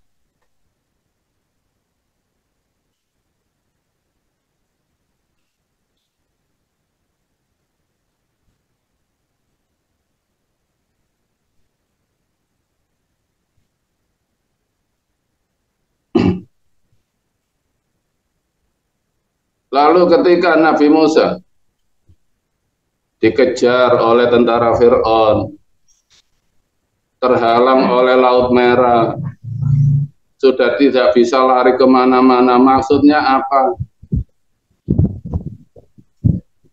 Kita diberi keakuan oleh Allah hidup ketika kita belum menemukan iman, menemukan yang membimbing diri kita, bagaikan menghadapi bahaya maut yang tak terselamatkan. Pengetahuan kita tidak mampu menolong kita. Kekayaan kita tidak mampu menolong kita. Jabatan kita tidak mampu menolong kita. Diibaratkan Nabi Musa menghadapi Laut Merah. Ibarat lautan adalah ilmunya Allah. Ilmunya Allah. Wallahu wasi'un alim. Allah zat yang maha luas dengan segala pengetahuannya. Kita hanya diberi setetes. Kita hanya diberi setetes. Ketika kita dengan segala pengetahuan tapi tidak tahu bagaimana cara bertuhan, lebur. Dengan cara apa? Lurusmu menuju Allah, bangun tongkatmu untuk membedah semua pengetahuan kita untuk dekat kepada Allah. Terciptalah jalan menuju keselamatan. Jadi maksudnya diberi pengetahuan apapun diri kita, jangan bersandar pada pengetahuan. Diperjalankan dengan syariat apapun diri kita, lakukan, tapi jangan kau yakini syariat yang menyelamatkan. Pengetahuan untuk lebur, untuk memegang lurusnya kepada Allah, terciptalah jalan keselamatan bagi kita semua. Dan disempurnakan dengan risalah Rasulullah Muhammad Sallallahu Alaihi Wasallam. Karena yang menyampaikan risalah para Rasul itu Rasulullah di dalam wahyunya. Jadi Rasulullah itu penerus, sebagai penerus risalah Adam sampai Nabi Isa disempurnakan di Rasulullah. Kita nggak pernah mengenal risalah Adam tanpa ada keterangan dari Rasulullah. Kita nggak akan pernah mengenal risalah Nabi Ibrahim, Nabi Soleh, dan Nabi Nuh, dan lain-lainnya. Jadi di Al-Quran sangat jelas bahwasanya Rasulullah itu meneruskan risalah para Rasul.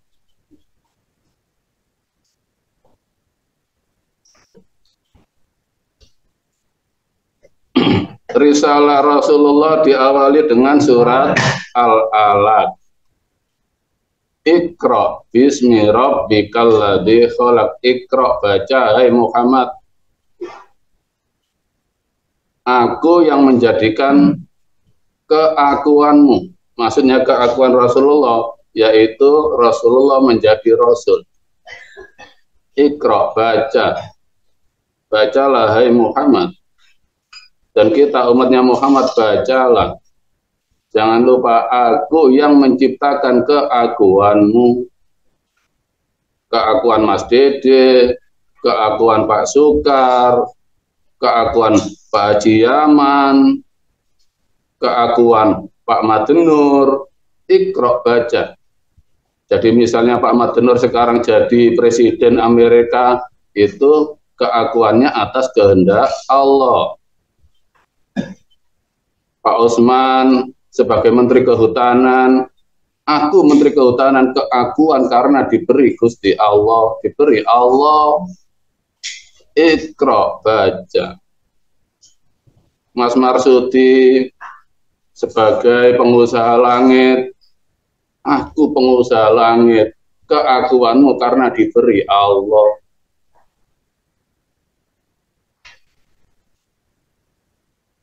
Mas Ahim, ekspor impor dari bumi ke bulan misalnya, aku bisa kirim transfer ke bulan, aku bisa karena Allah menghendaki. Iqra, baca.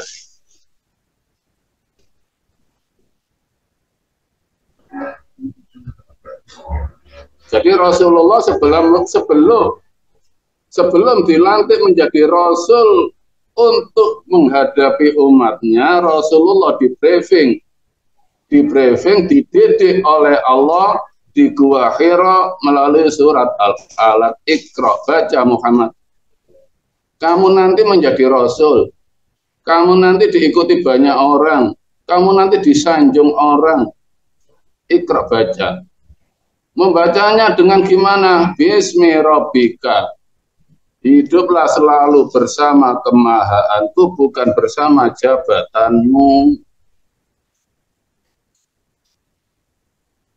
Karena Rasulullah menjadi Rasul atas kemahaan Allah. Allah yang memilih. Kalau Allah nggak memilih ya nggak jadi apa-apa.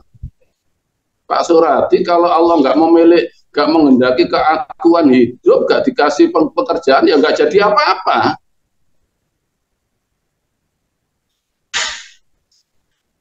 Diri kita punya apa? Keakuan kita asal-usulnya dari Allah. Diberi peranan hidup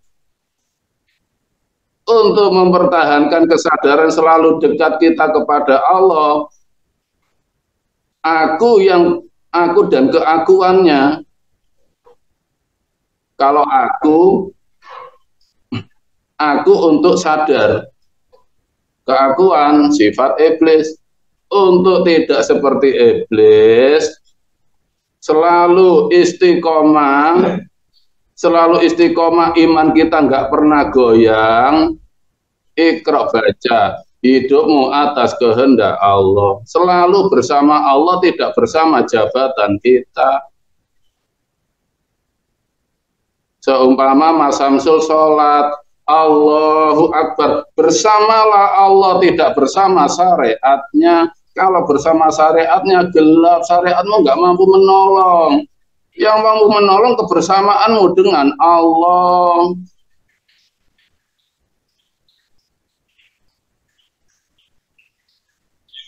Itu yang membuat keakuan yang nggak sadar. Hidupnya bersama dengan agamanya, hidupnya bersama dengan ilmunya, hidupnya bersama dengan bahasanya, tidak pernah bersama dengan yang maha memelihara. Iqra bismi rabbikal ladzi khalaq. Baca. Hidupmu selalu bersama yang maha memeliharamu. Alladzi khalaq, yang sudah menciptakanmu. Terjaga keselamatan kita. Keakuan yang terjaga keselamatan. Wajib punya aku. Nah, keakuan kita adalah amanah dari Allah untuk bisa dipercaya oleh Allah. Disitulah sifat dasar Rasulullah, sidik fatona amanah, iqra bismi rabbikal ladzi khalaq. Baca, jujur, dengan selalu bersama Allah, jujur. Jabatanku, hidupku, matiku atas kehendak Allah, selalu bersama kemahaan Allah. Fatonah, cerdas, bukan amalku yang menyelamatkan, bukan keakuanku yang menyelamatkan, bukan agamaku, bukan hafalku Quran, tapi ku gantungkan dan ku sandarkan keselamatan kepada Allah. Walaupun aku bodoh, tidak bisa membaca Arab, walaupun aku bodoh, nggak hafal ilmu fikih, tapi aku orang cerdas beda dengan orang pandai. Kalau orang cerdas, Allah ini loh ikra, atas catatan Allah hidupku, ku gantungkan dan ku sandarkan keselamatanku kepada Allah. Itulah orang cerdas. Rasulullah pun seperti itu. Rasulullah menjadi jalan Al-Quran karena jujurnya, sidiknya. Aku nggak mampu hidup, tapi aku hanya diberi hidup dan difungsikan oleh Allah. Allah yang memanfaatkan hidupku sebagai Rasul. Aku hanya menyampaikan. Aku tidak pernah bermanfaat, tapi Allah memanfaatkan diriku. Itulah sifat sidik. Kita hanya diberi aku. Dari keakuan kita, kalau kita cerdas, bisa dimanfaatkan Allah untuk memberi manfaat kepada orang lain. Jangan merasa bermanfaat. Itulah sifat Rasulullah. Sebelum dipertemukan dengan umat, Rasulullah ditata dulu imannya, keaguannya. Makanya sifat Rasul hanya menyampaikan wahyu, tidak mengajak, tidak memerintah, tidak menghakimi orang, hanya menyampaikan. Karena Rasulullah cerdas. Iqra bismi rabbikal ladzi khalaq. Ketika saya selalu bersama Allah dipertemukan orang yang bodoh, orang yang syariat total, orang ini goblok, udah tahu iman kok masih yang dibahas ini. Iqra, baca, itu atas kehendak Allah yang memperjalankan mereka. Baca, itu orang cerdas, tidak protes. Apapun yang dihidangkan oleh Allah tidak protes, karena hidupnya melangkah ke depan menuju Allah sampai mati. Itu sifat Rasulullah.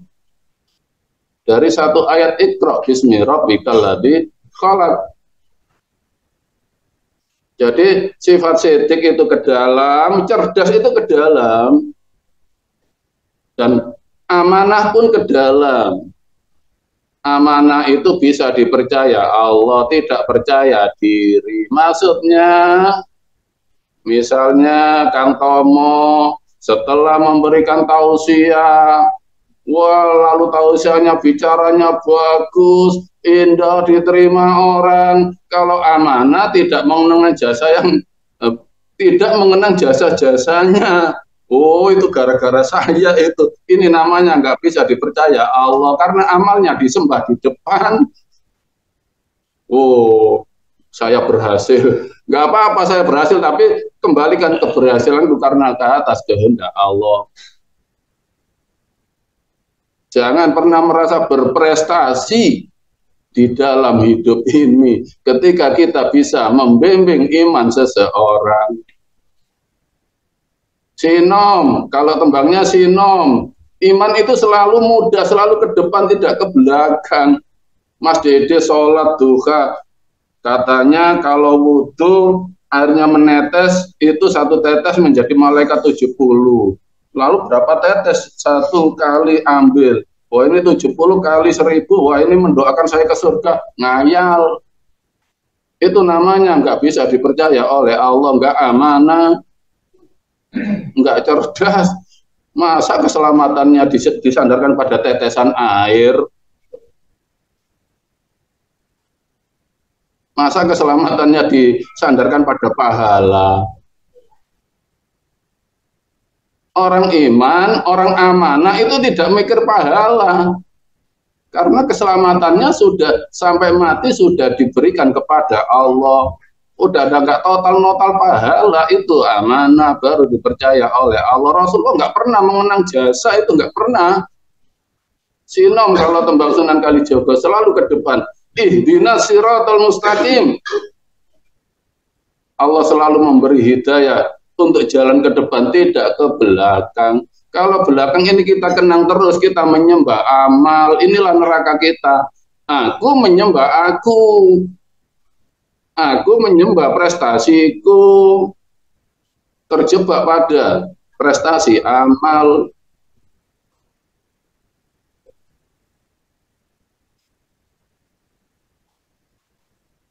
Iyyaka na'budu wa iyyaka nasta'in. Hanya ke Allah aku menghambakan diri. Hanya Allah yang mampu menolong. Itu ke depan, tidak ke belakang. Kenapa harus menyembah amal yang di belakang? Kembali lagi, Iqra bismi rabbikal ladzi khalaq. Allah alladzi khalaq. Kalau kita tidak kembali ke Iqra, kalau kita tidak kembali ke Iqra, baca, siapa yang menghendaki kau hidup? Siapa yang memberi sifat keakuan? Kalau terhenti pada Allah di khalaq, hanya mengenal pengetahuan dunianya setelah dilahirkan oleh Allah melalui orang tua. Aku sudah diciptakan di sini menyembah keakuan. Aku orang Islam, aku orang gini, tidak kembali baca. Siapa yang menghendaki keakuanmu sebagai orang Islam itu siapa? Kok menyembah Islamnya? Kembalilah ke Iqra, baca, siapa yang menghendaki kau hidup? Siapa yang menciptakan keakuanmu? Kalau ke Allah di khalaq saja, hanya menyembah keakuan.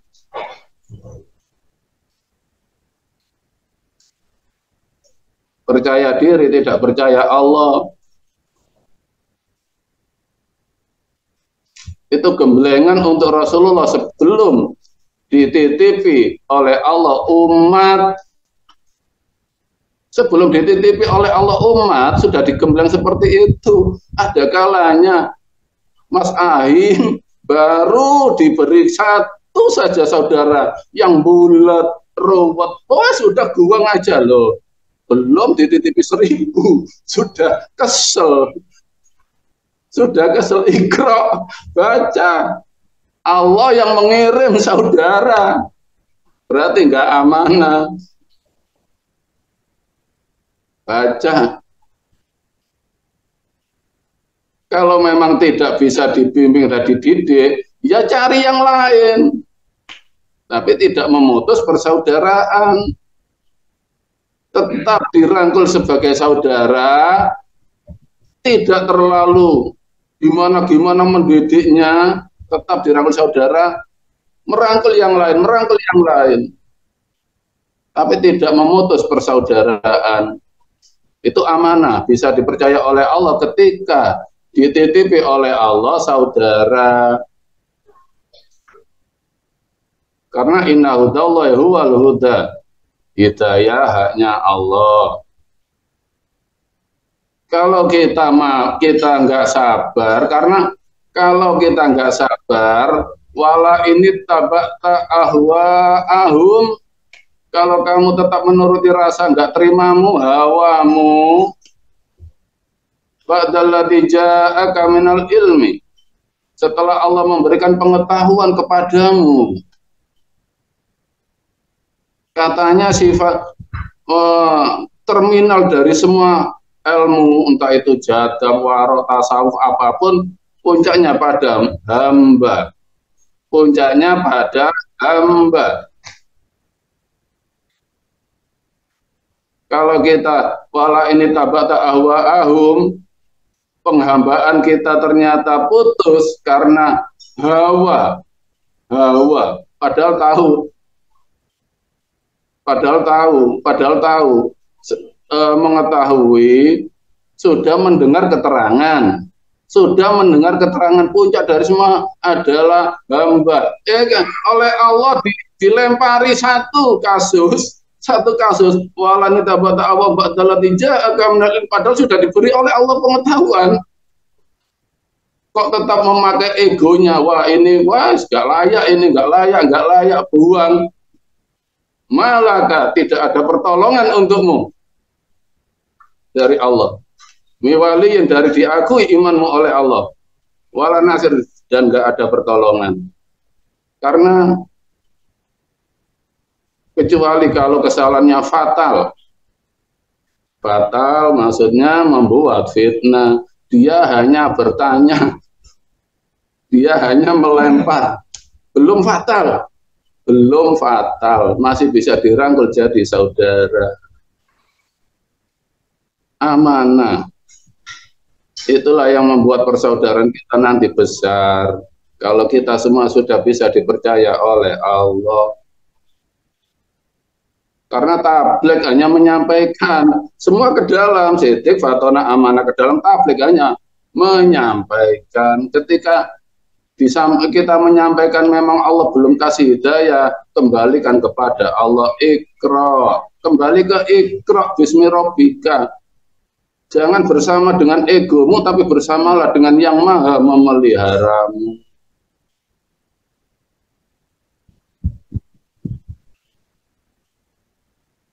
Khalaqal insana min alaq. Allah menciptakan manusia. Hai Muhammad, sadarlah, aku menciptakan manusia dari unsur aku. Unsur aku yang maha menciptakan. Saya menciptakan manusia dari segumpal darah melalui orang tua kita. Melalui orang tua kita. Kita semua adalah dari unsur Tuhan. Tuhan yang menghendaki kita tercipta di dunia. Dan orang-orang yang belum paham, belum iman pun, itu semua juga ciptaan unsur Tuhan.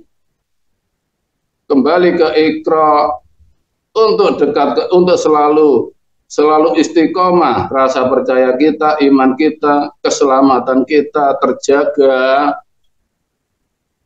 Kembalilah ke Zat yang maha memelihara, selalu bersama yang maha memelihara, tidak bersama dengan ego kita. Karena semua manusia dari unsur Tuhan. Dan manusia mayoritas, kita semua pun, ketika belum ada yang membimbing, diri kita merasa dari unsur agama, unsur ilmu. Diri kita sebelum ada yang membimbing, makanya Allah menciptakan manusia diawali dari pengetahuan iblis. Dari pengetahuan iblis, disitulah Allah mengutus para rasul untuk memberikan kabar gembira dan kabar peringatan. Jadi ketika kita menghadapi orang yang belum iman, memang Allah belum kasih hidayah, karena mereka pun dari unsur Tuhan. Kalau memang masih menghadapi orang dari unsur agama, merasa agama yang menyelamatkan, yang longgar hatinya. Longgar hatinya. Khalaqal insana min alaq. Kembalilah ke unsur Tuhanmu, jangan unsur egomu. Iqra, baca, hai Muhammad, wa rabbuka, demi Zat yang maha memeliharamu, al-akramu, yang lebih mulia.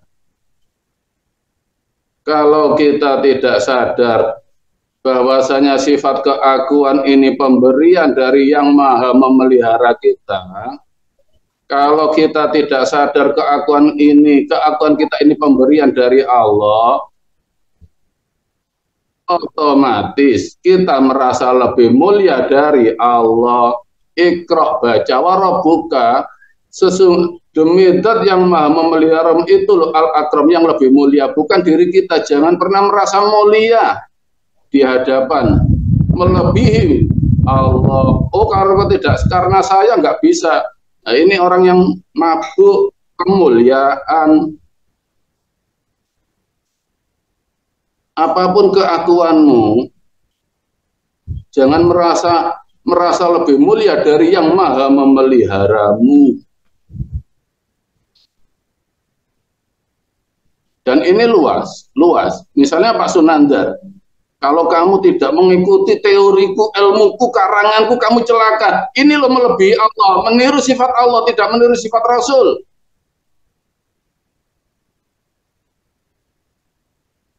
Menghakimi orang, menghukum orang. Oh, kalau kamu pasti masuk neraka lah.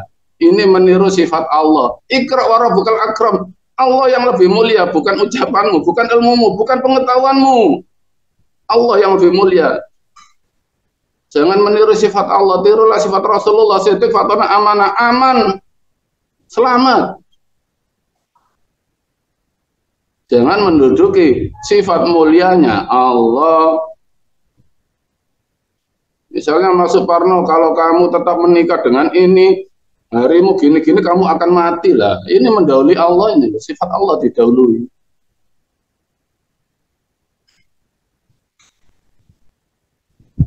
Kalau kamu nggak kalau kamu tidak beragama Islam, kamu celaka lah. Ini posisinya Allah diduduki hanya karena pengetahuan dunia.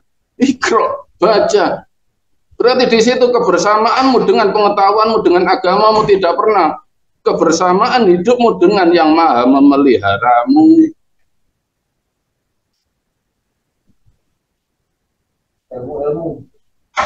Ilmu berikut.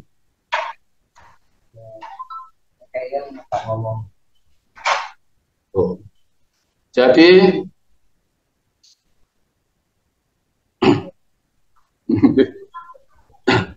untuk menjaga keselamatan kita, selalulah bersama yang maha memelihara. Tidak merasa akbar, maksudnya lebih besar dari orang lain. Kita hanya diberi pengetahuan, kita hanya diberi keakuan. Akumu jangan sampai kau buat ingkar, mengingkari sifat, mengingkari asal usul siapa yang menghendaki kau hidup. Iqra wa rabbukal akram. Jangan merasa mulia hanya pengetahuan. Mas Asep Mehmet hafal hadis 5.000 aja merasa lebih pandai dari orang lain. Pandai boleh, tapi kesadarannya. Karena aku hafal karena Allah menghendaki. Aku hafal karena Allah menghendaki.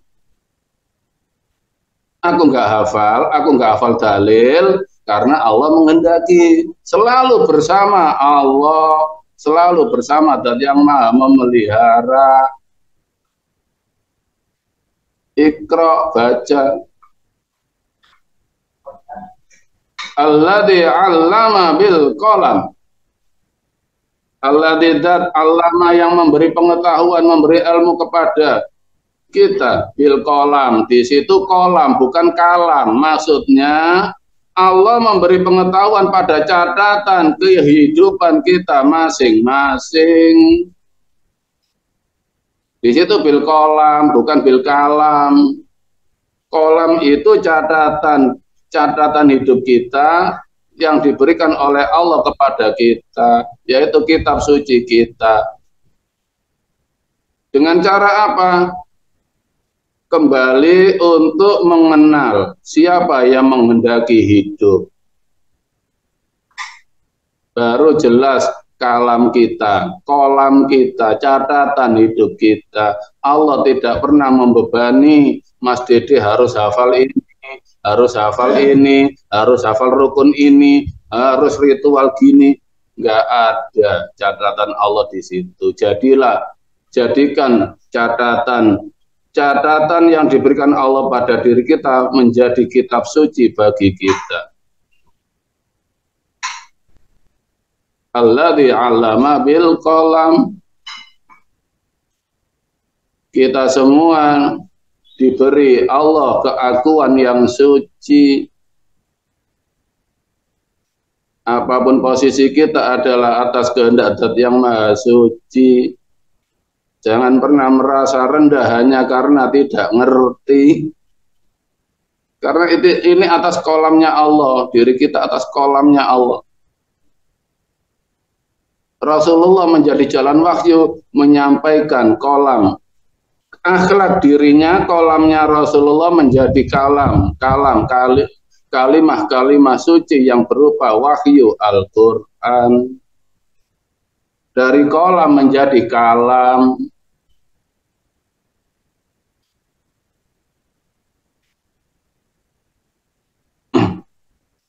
Maksudnya dari kolam menjadi kalam. kita berposisi apapun, kita bicara apapun, tidak lepas bahwa ini loh pengetahuanku atas kolam, atas catatan Allah, atas pemberian Allah.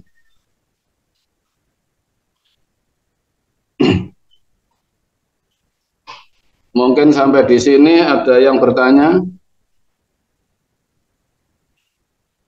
Pak Rokokan dhisik. Dibuka Pak Rokokan. Jenengan tampil. Iya, Mbah Nung. Jelas, Mbah Nung. Ya, ada diskusi, nggak mau nolok saya aja. Ada diskusi enak. Iya, Mbah No, kayak di masjid, Mbah No.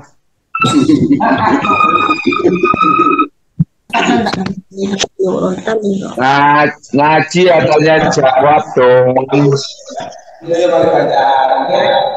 Apa Romario? Halo, Mas Wawan Banyuwangi, Romo Aryo baru muncul. Mas Setiono. Iya nih, iya Mbah No. Siap. Ngani nonton Jember, Kang Muji Ngagung. Ngajinya sarah gitu. Gimana Romo? Ngajinya sarah, Mbah No. Pak jelas suara Assalamualaikum, Romo. Bano. Gerdek baru Romo, hadir nih. suaranya mantul Romo. Suara Romo mantul. Ya. Suara Romo mantul. Romo mantul mo. Keluar dulu. Ayo mo. Punya Romo ada ekornya. Romo udah kurus ya, banyak puasa. Pak Jarnoto Medan. Alhamdulillah sehat, Bang. Kang Pingi Tulungagung, Kang Sudarmono Tulungagung, Kang Sengkot, halo. Apa Ya, Ayo, Bano. Yo. Bano. Pak Juwito Jombang, Bano. Suwarno. Suwarno iki peteng iki, Suwarno wake iki lho. Petengan iki. Bu Ani Naryani.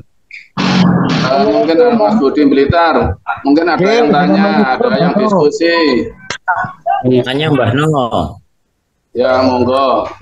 Perbedaan kolam sama kalam Pak Mbah No.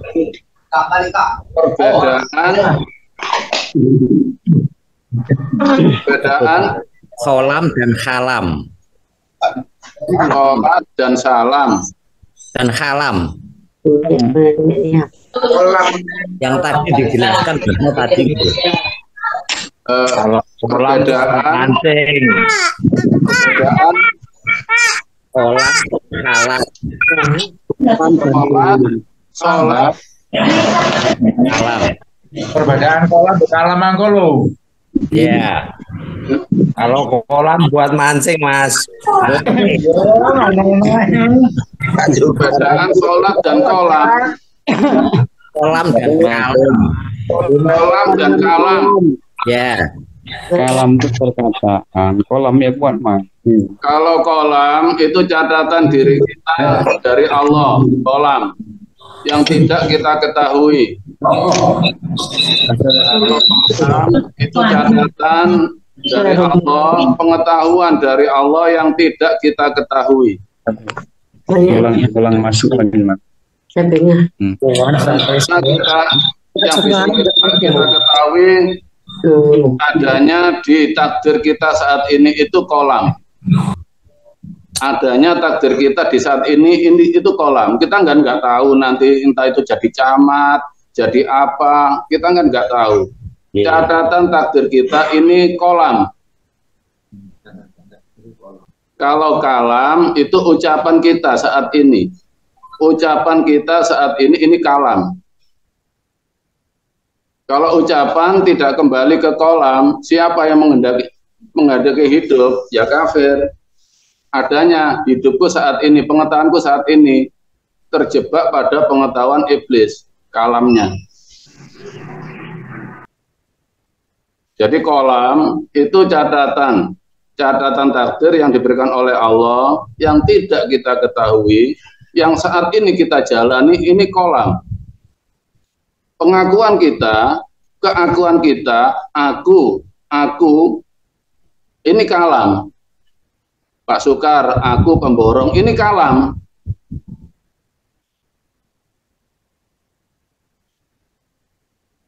Kalam itu pengakuan kita saat ini.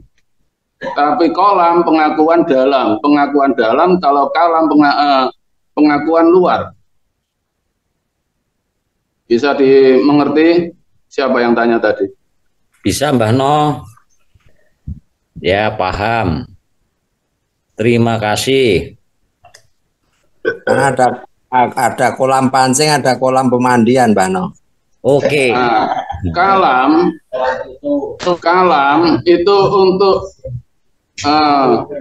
kriteria kalam. Al-Quran menjadi kalam apabila terkumpulnya empat faktor. Satu, lafadz, mufid, murokab, dan wadho. Ya, lafadz. Jadi tablek ini lafadz, sampaikan. Kalam, kita membawa kolam kita, takdir kita, dalam bertablek ada ucapan. Kan katanya iman iman ikhlas kan nggak ada bahasa, ya ada tablek ini. Itu kalam. Rasulullah dalam menyampaikan wahyu itu kalam. Nah, kalam ada 4 faktor, nggak hanya ucapan. Satu, ada ucapan, ada bahasa. 2, ada susunan, murokab, susunan, tertata ucapannya, nggak ngawur, tertata karena dari kolamnya, dari kejujurannya kepada Allah. Nah, materi jelas materinya. Nah, ini kalam. Lalu ada mufid, memberikan faedah kepada dirinya dan kepada orang lain. Ada mufid. Itu 4 unsur kalam. Kalamullah. Lalu wadho. Ada yang kau percaya, kau sandari. Siapa yang kau percaya dalam melepaskan ucapanmu? Siapa yang kau percaya? Itu wadho. Itulah kalam.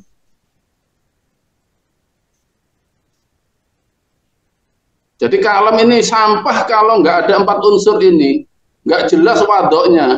Siapa yang kau sandari? Mabuk sengaja apa enggak? Sadar, harus wadok, harus sadar. Siapa yang kau percaya? Yang mewujudkan ucapanmu, kalammu. Kalau tablek hanya bahasa kebatinan, ya hidup aja seperti angin. Kalamullah berarti kata-kata Allah ya Mbak, bukan kata. Allah nggak berkata. Hidayah dari Allah yang keluar dari hati kita. Karena lurus kita kepada Allah. Kata-kata itu kata Rasulullah, bukan kata Allah. Kalam itu sudah kata Rasulullah yang menempati, yang tidak meninggalkan 4 unsur.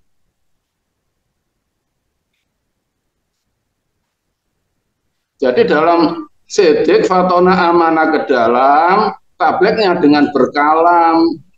Kalau Rasulullah tidak berkalam, tidak menyuarakan, mana bisa terbentuk Al-Quran, apa yang didengar. Nah, Rasulullah dalam menyampaikan, di situ ada lafadz, ada bahasa. Lafadz itu ada bahasa. Bahasanya murokab, tersusun. Quran kan indah susunannya.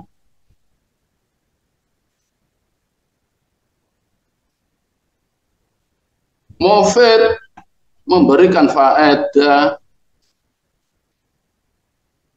Jadi Al-Quran kalamullah itu untuk bertauhid, bukan untuk dongeng, bukan untuk cerita. Karena Rasulullah dalam menyampaikan kalamullah dengan wadha, dengan sadar,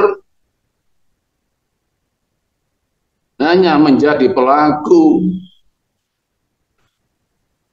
Itu beda dari kolam menjadi kalam. Bisa dipahami saudara-saudara? Ya Mbah No. Bisa Mbak No. Bisa Mbak No. Ih, Kopine diuncurin Mbak No kopine. Merokok Mbak No. jurin kopi nih Pak Nur Soleh. Jadi kalau kalam nggak ada ngawur, nggak ada manfaatnya, nggak jelas siapa yang disandari, siapa nggak jelas arahnya, itu namanya bukan kalam, tapi ngelamun, ngayal. Ngelamun Mbah No.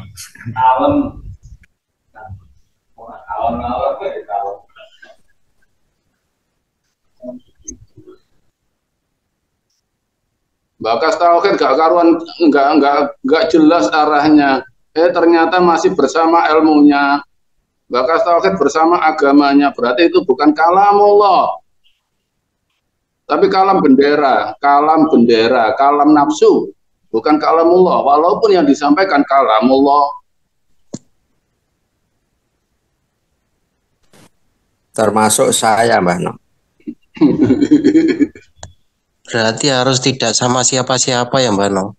Lebih Pak Sukarai. Makanya kalau kita mengacu pada dalil Arab nggak ngerti, kembalilah ke kolam kita catatan suci kita dari yang maha suci untuk kalam. Kalau misalnya Pak Sukar menyampaikan ini kata imamnya terus katamu ke Allah, berarti kamu tidak bersama yang maha memeliharamu, selalu menyembah imammu.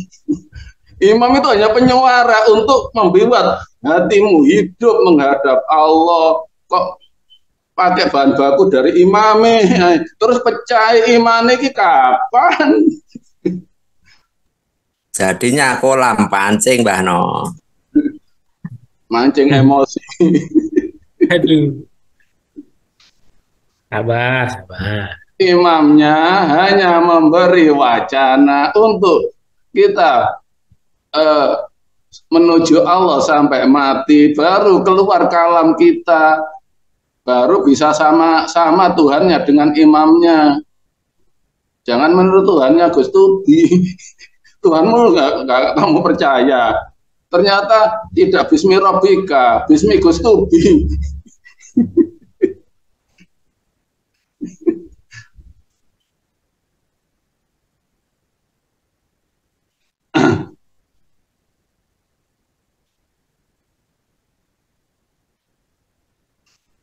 Makanya aku nyembah imamnya aja baik, kelihatan ya Pak Rabi.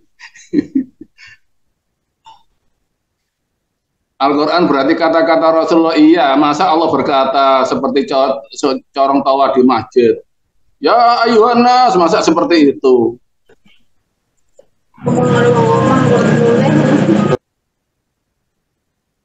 Ya Al-Quran memang kata-kata Rasulullah yang menyampaikan wahyu dari Allah. Sistem Jibril, pemberi wahyu, penyampai wahyu.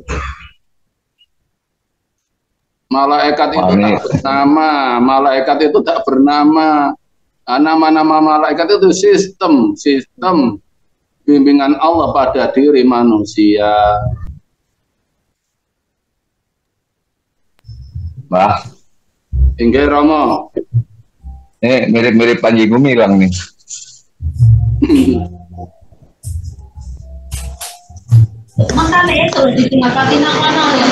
Nggih, kayak Panji Gumilang.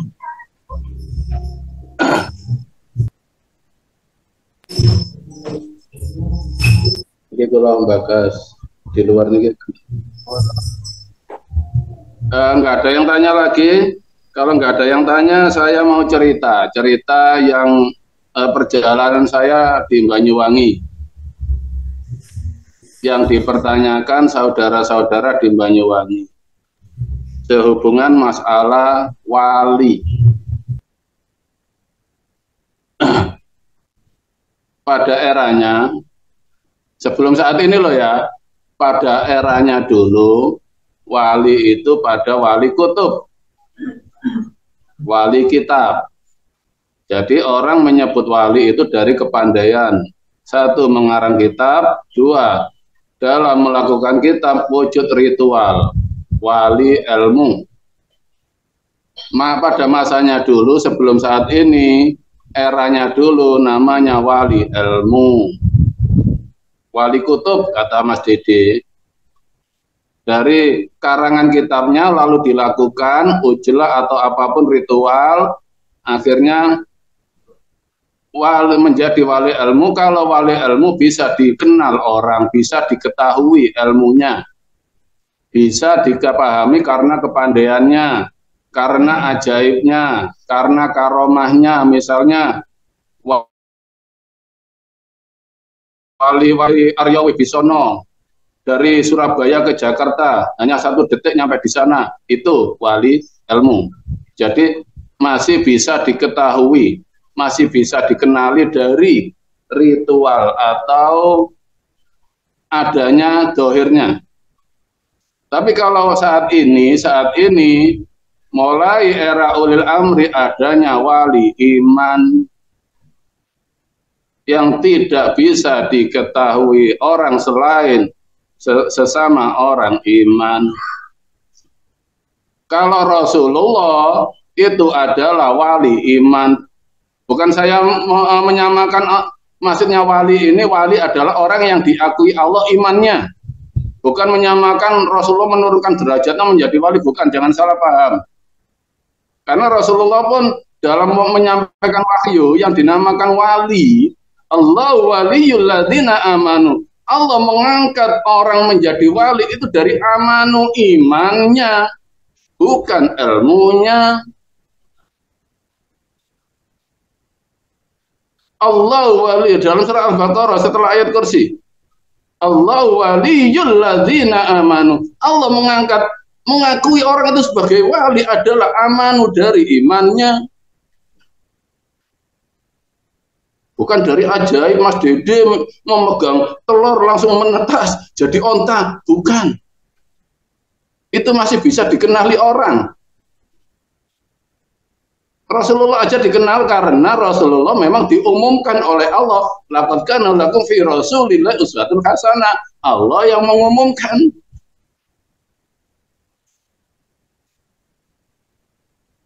Wali ilmu itu yang mengangkat manusia. Wali ilmu yang mengakui, yang mengangkat manusia.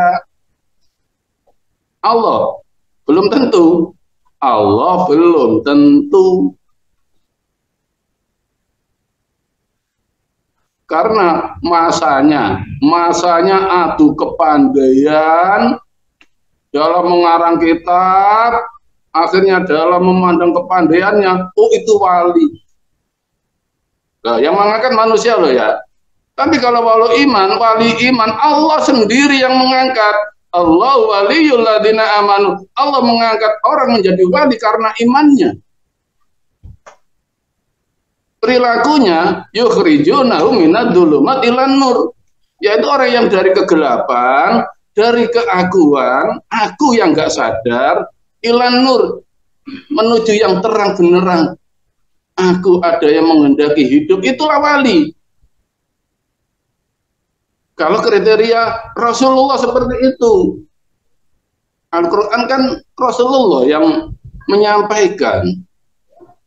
Jadi silakan saudara-saudara mengikuti wali ilmu apa wali iman, terserah. Ingin diakui manusia apa diakui Allah.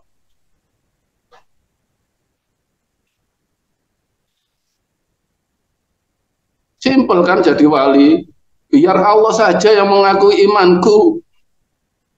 Biar Allah saja yang mengakui imanku. Sangat simpel untuk diakui oleh Allah. Dari kegelapan merasa bodohmu, merasa nggak ngertimu, merasa goblokmu, merasa apesmu, Ya Allah, Kau yang memperjalankan hidupku, ya Allah. Kugantungkan dan kusandarkan keselamatanku kepadamu, ya Allah.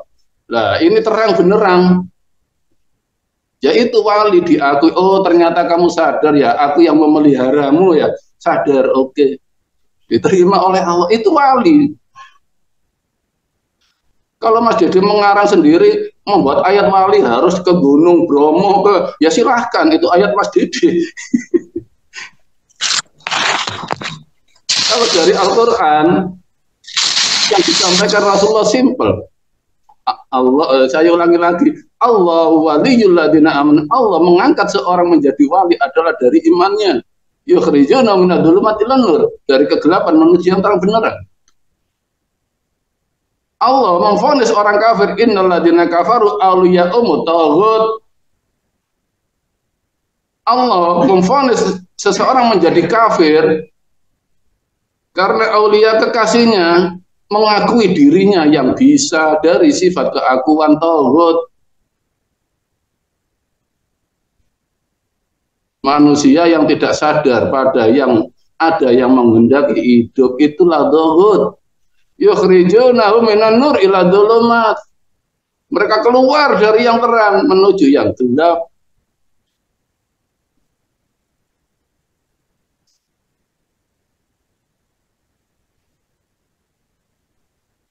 Dan kelakuannya ada lagi, waman adzlamu mimman iftara 'alallahil kadziba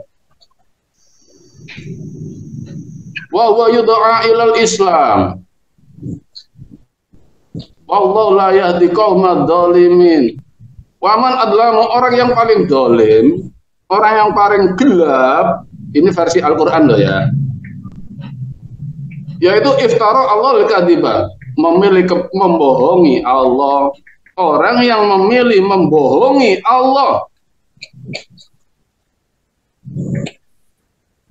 menempati sifat-sifat Allah, meyakinkan ilmunya untuk diyakini orang lain, katanya kalau mengikuti ilmunya masuk surga, memberikan pahala, itulah orang yang paling dolim. Versi Al-Quran, waman adlamu mimman iftara Allahul kadziba. Orang waman adlam, orang yang paling gelap, paling sesat, iftara Allahul kadziba, membohongi jalan menuju Allah. Wa yud'a ilal Islam. Mereka berkata inilah Islam, berteriak inilah jalan keselamatan. Wallahu la yahdi qaumad dzalimin. Allah enggak akan memberi hidayah pada orang yang gelap.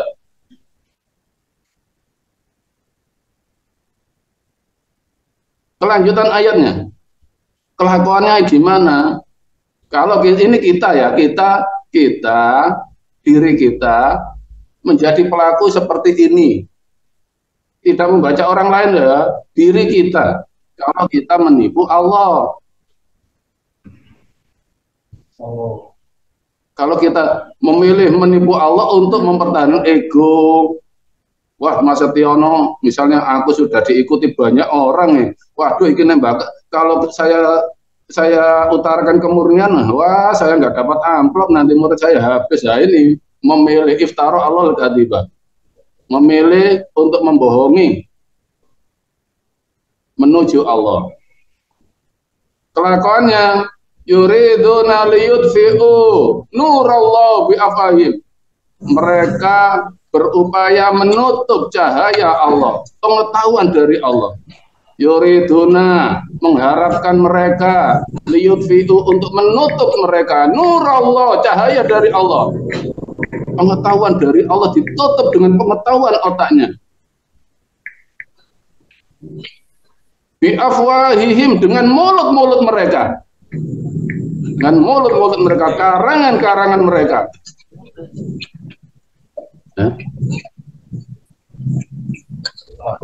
Kalau kita mengarang-arang, menutup kemurnian Allah, itulah orang yang paling zalim. Jangan lupa, wallahu mutimmu nurihi, tapi Allah tetap menyempurnakan pengetahuannya, cahayanya melalui orang-orang yang dipilih oleh Allah.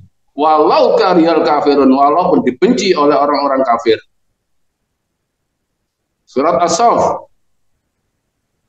Di surat As-Saff ayatnya lupa. Di surat As-Saff Ayatnya besok. Kalau kita menutup-nutupi, mengharapkan biar diikuti orang dengan berita-berita kebohongan, mengatasnamakan bahwa yudu'ailal Islam ini jalan keselamatan, itulah orang yang paling zalim. Yuriduna liyutfi'u nurallah bi'afwahihim, mereka menutup cahaya dari Allah, penerang dari Allah, ajaran Rasulullah ditutup total. Bi'afwahihim, dengan mulut-mulut mereka menciptakan hadis-hadis politik atau dakwah-dakwah yang ya Allah luar biasa menutupnya. Ribuan tahun tertutup kemurnian Rasulullah. Tapi jangan lupa, wallahu mutimmu nurihi, Allah tetap menyempurnakan pengetahuannya, cahayanya, tetap ada penerusnya. Ati Allah wa ati Rasul wa ulil amri. Allah tetap mengutus seorang ulil amri. Walau karihal kafirun, walaupun dibenci, dimusuhi oleh orang-orang kafir. Dengan cara apa? Allah di arsala rasulahu bil huda wa dil haqqi liyudhhira 'ala dini kulli walau karihal musyrikun. 3 ayat. Musyrikun kan ayat. Nikola tembang. Allah di arsala rasulahu bil huda. Allah tetap mengutus seorang rasul. Maksudnya rasul yang dipercaya bil huda, dengan membawa petunjuk dari Allah. Wa dinil haq, dan keyakinan yang hak. Walau karihal musyrikun, walaupun dibenci oleh orang-orang musyrik, tapi tetap berjalan. Ketika sudah masanya ulil amri muncul, dihentikan bagaimanapun. Jangan lupa, wallahu mutimmu nuri, Allah yang menyempurnakan cahaya dari Allah. Jangan khawatir.